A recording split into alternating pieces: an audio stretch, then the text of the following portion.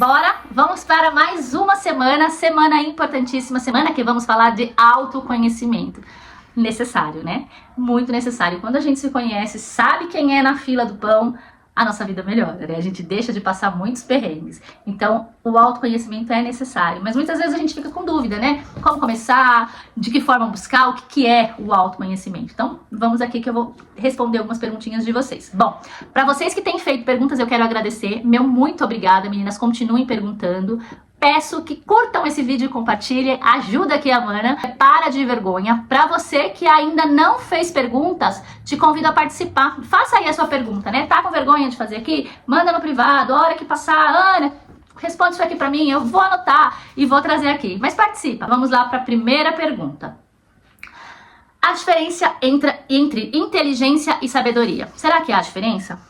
Né? Há uma grande diferença, né? A inteligência é aquela capacidade de aprender, de resolver problema, aquilo que a gente aprende quando alguém ensina alguma coisa, da forma que a gente tem de entender as coisas na escola. Então, existem pessoas inteligentíssimas, mas de pouca sabedoria. A sabedoria, ela é mais profunda. Existem pessoas sábias que não são tão inteligentes. Tem pessoas sábias que nem na escola foram. Tem pessoas sábias que não fizeram faculdade, né? A sabedoria, ela é mais profunda. E tem pessoas sábias que sim, fizeram faculdade, pós-graduação e muitas outras coisas, né? Mas a sabedoria não depende necessariamente da inteligência, né? A sabedoria é a forma que se usa essa inteligência e, além de tudo, é um pouco mais profundo, né? É a nossa maturidade emocional, é como a gente lida com as emoções, é como a gente se escuta através do autoconhecimento, de escutar a nossa intuição.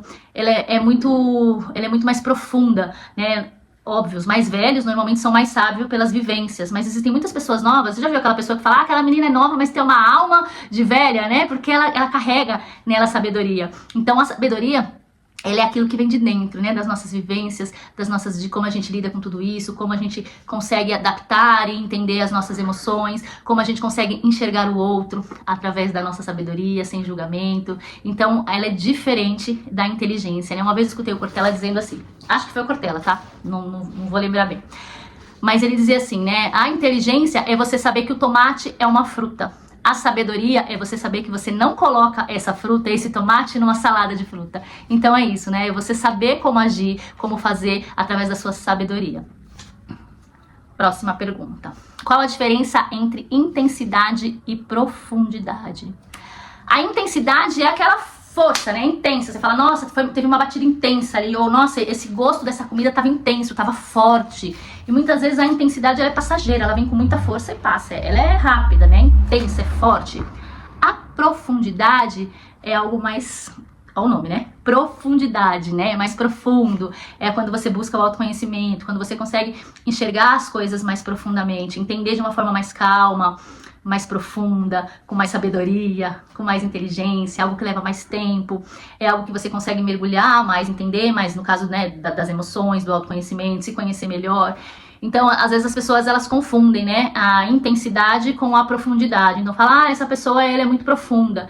E, na verdade, a pessoa é intensa, né, aquela pessoa que resolve, faz as coisas rápido, age na impulsividade, no impulso. Ela não é profunda, ela é intensa, né, e a pessoa profunda não, é aquela pessoa que ela vai mais devagar, mas ela tá olhando onde ela tá indo mais profundo, ela busca conhecer melhor, ela busca entender melhor, e ela busca mergulhar dentro de si ou naquilo que ela tá se propondo fazer. Então a profundidade é diferente da intensidade. O que fazer quando descubro algo em mim que não gosto? Jung, ele tem uma frase maravilhosa, né, o Carl Jung, que fala, aquilo que eu resisto persiste. Então, quando eu descubro, né, quando você descobre algo em você que você não gosta, primeiro você precisa parar de resistir àquilo, porque quando você resiste, persiste. Você precisa olhar para aquilo, acolher, entender, para poder transmutar, né? A gente não é, eu vivo falando aí nos meus vídeos, nós não somos só luz, nós somos luz e sombra. Nós temos o nosso lado não tão legal assim, né? Nós temos o nosso lado mais escuro. E o que a gente precisa fazer? A gente precisa acolher, entender o que é que eu não gosto em mim, o que é que em mim não tá bom. Como é que eu faço pra trazer luz pra isso, pra melhorar isso, né? O que eu posso fazer? Não adianta eu fingir que não vejo, né? Quando eu finjo que não vejo, esse negócio vai persistir, né? Ele vai ficar ali. Sabe quando a pessoa fala, não quero nem olhar pra isso, não quero nem ver? Aquilo não vai sumir, né? Vai continuar ali. E acontece uma coisa e outra, aquilo vai vir à tona, porque tá em você, faz parte de você. E às vezes são gatilhos que soltam em momentos errados, inapropriados, né? Então a gente precisa entender quem são os nossos demoninhos, né, essa escuridão, saber qual é esse meu defeito, ou isso que eu não gosto em mim, ou isso que eu preciso melhorar para poder acolher, me aceitar como eu sou de forma inteira, me amar e sim poder transmutar isso, né? Nós somos luz e sombra, então nós temos, né, coisas boas e não tão boas dentro da gente. Então a gente precisa entender que nós somos assim e acolher. Não adianta fingir que eu não tô vendo, que o negócio nunca vai mudar, né? Vai continuar ali e às vezes ele vai aparecer em momentos inapropriados, né? Às vezes eu preciso agir de uma forma, eu vou agir de uma forma totalmente que eu não queria, porque eu não olhei para aquele meu defeito, né? Para aquilo que eu preciso olhar e acolher para poder transmutar. Você sempre diz que o corpo fala. Como ele pode nos ajudar no processo de autoconhecimento? Gente, o corpo ele não fala, ele grita, né?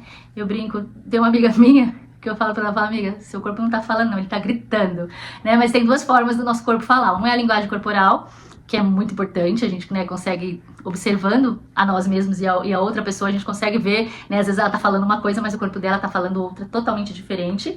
Mas essa pergunta não se refere aqui à linguagem corporal, né, se refere aqui ao nosso corpo falando em relação às nossas emoções, que também o corpo fala em relação a isso, né. Então, emoções mal resolvidas, traumas, várias coisas que a gente vai acumulando, ele acaba se manifestando no nosso corpo, né. Eu acredito muito nisso, eu acredito que quando a gente guarda mágoa, ou a gente fica, sabe, guardando emoções, isso acaba fazendo com que a gente fique doente, acaba se manifestando em alguma coisa no campo físico, né? Então, eu acredito que a doença, ela primeiro, ela vai, né, é uma emoção que você não resolveu, que a gente não resolveu, e quando ela aponta aqui no corpo físico, é porque o babado já tá feio, né? Que a gente precisa olhar para aquilo, a gente precisa entender o que tá acontecendo, para poder se curar, né? É algo que você vai falar, Ana, mas tem um monte de vírus e bactérias e taraná. Tem, e é verdade, mas a gente fica com a nossa imunidade mais baixa quando a gente tá passando por alguma coisa ruim, né? Quando a gente tá passando por algo muito difícil que a gente não consegue lidar com aquilo, a nossa imunidade acaba baixando e aí a gente acaba ficando doente.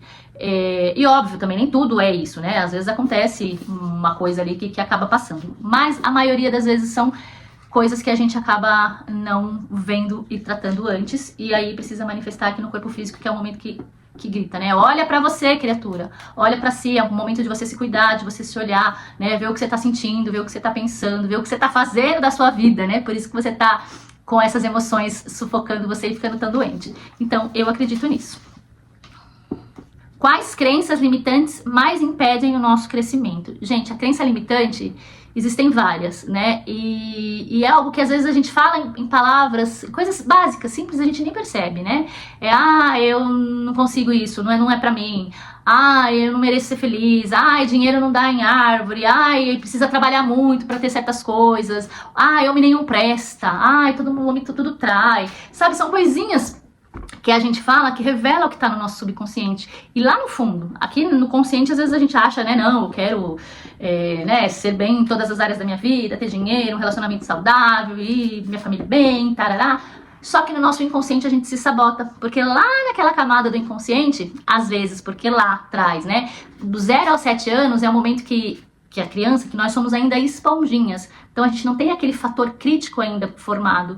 Então tudo que a gente ouve ali é como se virasse uma verdade absoluta pro nosso subconsciente. Então, às vezes, a gente chega na vida adulta querendo fazer coisas diferentes, né? Querendo quebrar padrões, né? Querendo fazer, mudar de vida, mudar as coisas, só que inconscientemente a gente se auto-sabota, porque lá atrás a gente aprendeu e virou uma verdade absoluta aquilo. E pra mudar isso é um pouco trabalhoso, né? A gente precisa ir pro autoconhecimento, precisa entender o que tá atrapalhando aquilo para poder ressignificar, né? Para poder quebrar esses padrões, tirar essas crenças limitantes e agir de outra forma.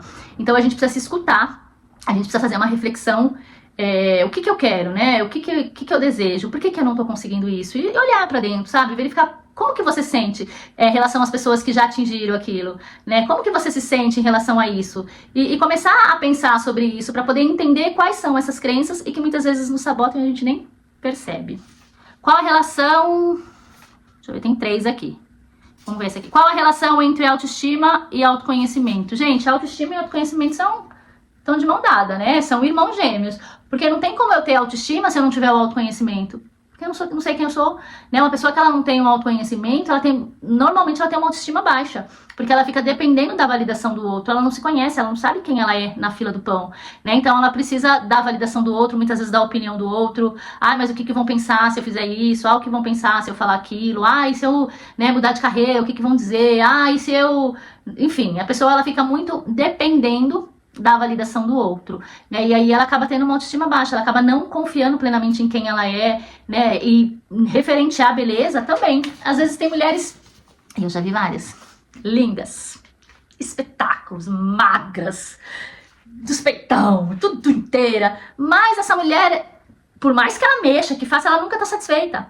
Porque o problema dela é a falta de autoconhecimento, de saber quem ela é na fila do pão e parar de depender da validação do outro. Então ela não consegue se amar, se acolher, né, se sentir satisfeita com quem ela é, porque ela não conhece a si mesma. Ela fica dependendo daquilo que o outro tá pensando, sabe, querendo agradar. Então o autoconhecimento, ele anda junto com a autoestima. Uma pessoa que tem uma autoestima boa e saudável, essa pessoa, ela se conhece. E claro, quando a pessoa tem o autoconhecimento, ela vai se amar. Então ela vai se cuidar. Mas não naquela ânsia de estar bem para o outro, sabe? Busca de vários procedimentos, de várias coisas para poder ser alguém que a sociedade, que tá, né, naquela coisa que aceitável, no padrão, né? Não. A pessoa que se conhece, ela quer estar bem, mas para ela, né? Primeiro é ela.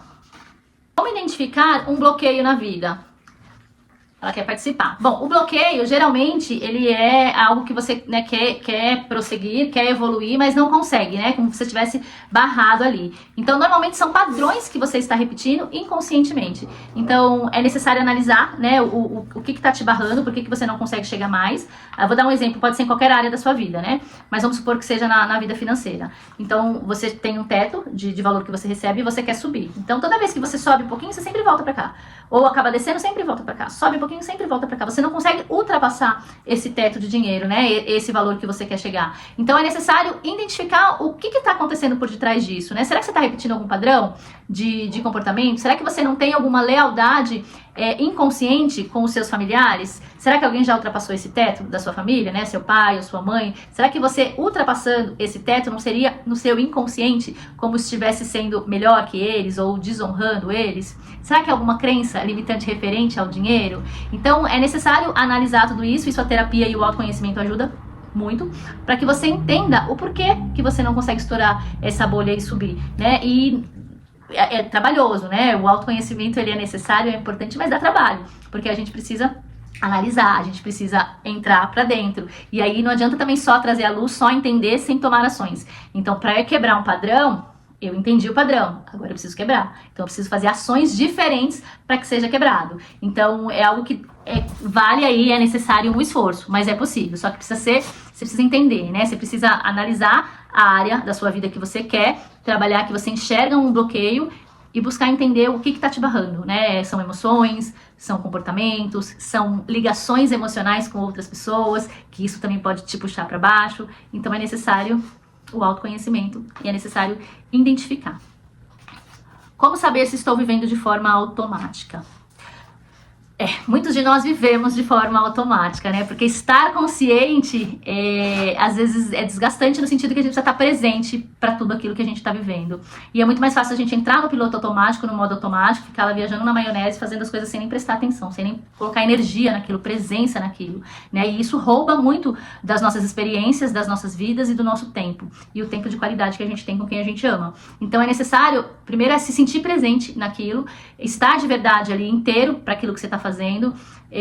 Tem um filme que eu assisti muito tempo atrás e esses dias assisti de novo, que é o Clique, que é um filme maravilhoso, né? Que fala sobre o cara que tem um controle, eu acho que espero que vocês tenham assistido, quem não assistiu, assiste, que ele coloca ali no piloto, né, ele quer chegar no momento que ele tem a promoção e ganha mais dinheiro, e para isso, né, ele arruma esse controle ali, ele começa a passar no modo rápido, né, as outras fases da vida dele, fazendo com que ele, com essas fases, ele esteja no piloto automático. Então ele perde de vivenciar e viver experiências com os filhos, com a esposa, maravilhosa, porque ele tá naquele piloto automático. E muitas vezes a gente tá ali, né, às vezes a gente fala assim, quando eu atingir algo, eu vou ser feliz, sabe? Deixando pra para ter a experiência ou sentir-se feliz e satisfeito só quando atingir aquele objetivo, né? E às vezes a nossa mente ela fica vagando, né? A gente não está presente no momento ali que a gente deveria estar. E isso, infelizmente, é um mal do século, né? Você vê às vezes a pessoa está conversando com a pessoa tá assim, ó, ela nem te ouviu.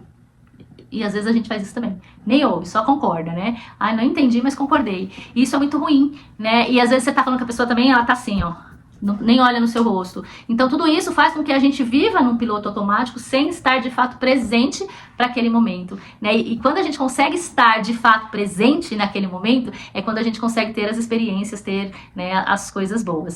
Então, pra você saber que você tá no piloto automático é quando alguns prazeres que são mínimos da vida você nem sente mais, sabe? Quando você come uma comida e você nem presta atenção no sabor direito daquela comida, você come tão rápido ali, distraída, conversando, ou pensando no problema, pensando em viagem, pensando em tantas coisas que você não consegue nem sentir o sabor daquela comida, não consegue nem desfrutar da companhia de outra pessoa, porque você tá ali, ó, viajando na maionese. Então, se você já identifica, né, que você tá mais no piloto automático do que no presente, com a presença, então é o momento de você dar uma paradinha, respirar, estar sempre presente ali quando estiver com alguém, até mesmo com você mesmo.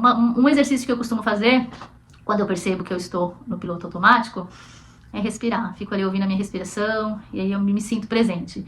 Então, é isso, né? A gente precisa buscar estar presente, porque quando a gente está presente, a gente consegue perceber coisas, né? Que quando a gente está no piloto automático, a gente não consegue. Então, o nosso consciente, ele fica muito mais ligado, a gente fica muito mais atento às coisas que estão acontecendo. E é muito importante a gente viver presente, né? O passado gera depressão, o futuro, ficar pensando demais no futuro gera ansiedade. A gente precisa planejar o futuro, não ficar preocupado com ele. Então a gente precisa estar aqui no presente e desfrutar das coisas boas do presente. Bom, meninas, é isso. Espero que vocês tenham gostado. Façam perguntas, não fiquem tímidas e até a próxima. Beijo!